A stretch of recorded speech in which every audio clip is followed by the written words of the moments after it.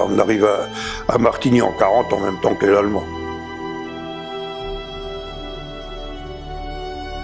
Quand il y a eu le parachutage, dans la nuit, il y avait 5 conteneurs, ça veut donc dire qu'il y avait 5 parachutes. Les parachutes, il s'agissait pas de les mettre tous dans le même endroit, alors ils en ont dispersé un peu dans la nature. Et on a eu, je sais, de mis dans un tas de pommes de terre dans les fermes. Tout le monde avait des gros tas de pommes de terre pour passer l'hiver. Et il y a eu un parachute en catastrophe. Papa l'a amené dans la chambre et il l'a mis sous le matelas du lit, où maman était en train de dormir. Parce que lui, il était parti dans la nature récupérer les armes. C'est à ce moment-là seulement que papa est obligé de dire à sa femme: voilà, je fais partie de la résistance, il y a eu un avion qui a parachuté des armes. Le jour de l'arrestation, c'était un samedi, j'étais en train de jouer avec mes cousines, je suis arrivé dans la cour de la Champinière, là il y avait des voitures dans tous les coins, des voitures mitrailleuses, énormément d'Allemands habillés en vert, des Allemands, ça parlait fort dans tous les coins. Et j'arrive dans la cuisine, maman est assise sur une chaise, complètement effondrée, en pleurs. Papa n'était pas là. Je comprenais pas. Maman était incapable de parler, de m'expliquer ce qui pouvait se passer. Et à ce moment-là, il y a une voiture qui arrive de la plaine. Et là, papa était entouré de 3 ou 4 gars. Et il est rentré dans la maison. Il était blanc.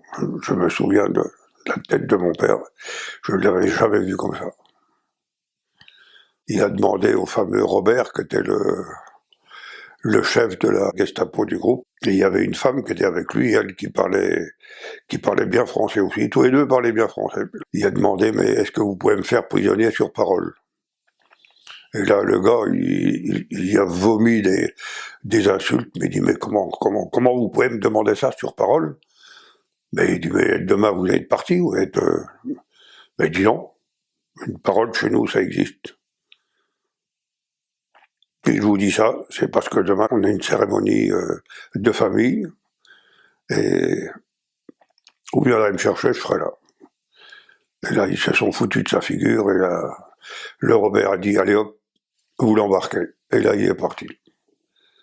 Après, mes souvenirs, ils remontent quand on a été faire des visites à papa à la prison de Caen. Là, on avait le droit d'aller le voir.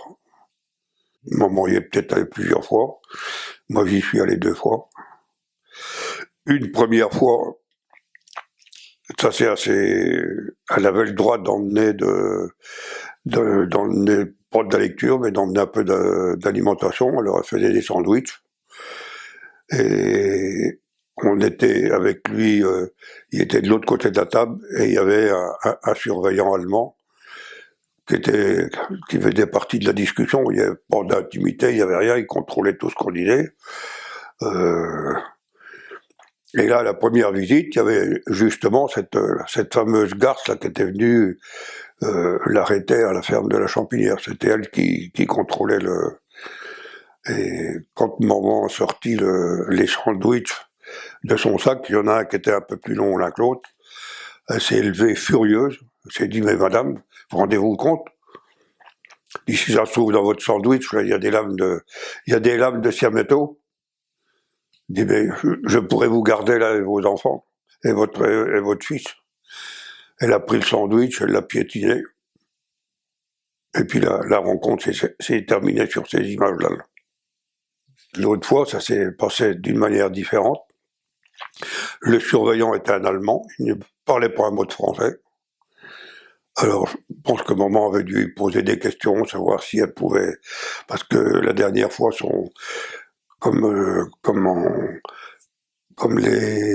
la préparation qu'elle avait faite pour lui donner à manger, elle avait refait des sandwichs plus petits, et maman, dans l'émotion, ça devait être très dur pour elle et pour papa de vivre ces moments-là, quoi.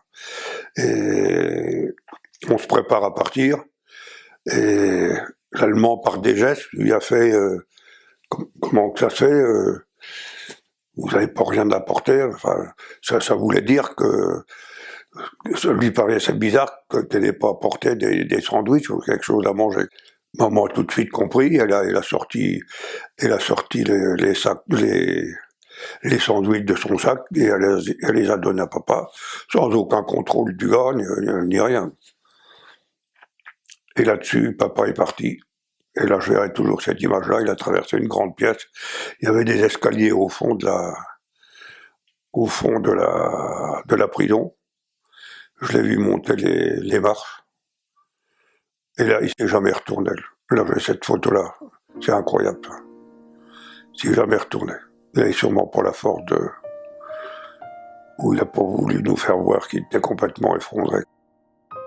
Après, il a été directement transféré à Compiègne, où il est resté 3 mois. Là. Et puis là, ça a été direction Buchenwald. Il est mort au mois de mars.